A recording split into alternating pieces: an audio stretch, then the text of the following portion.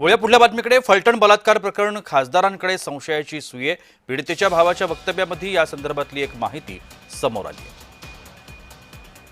मात्र हा खासदार कोण याबाबतचं माहिती कळू शकली नाहीये. पीडितेच्या भावाच्या वक्तव्यामध्ये अशा पद्धतीची माहिती समोर येते. फलटण बलात्कार प्रकरणामध्ये संशयाची सुई एका खासदाराच्या दिशेने वळते.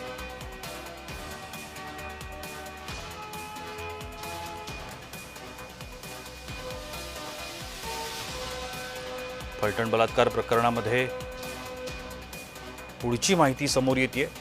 या संदर्भात एका खासदाराकडे संशयाची सुई आहे. मात्र हा खासदार कोण, त्याचं नाव काय, तो कोणत्या परिसरातला आहे, या संदर्भातली माहिती मिळू शकली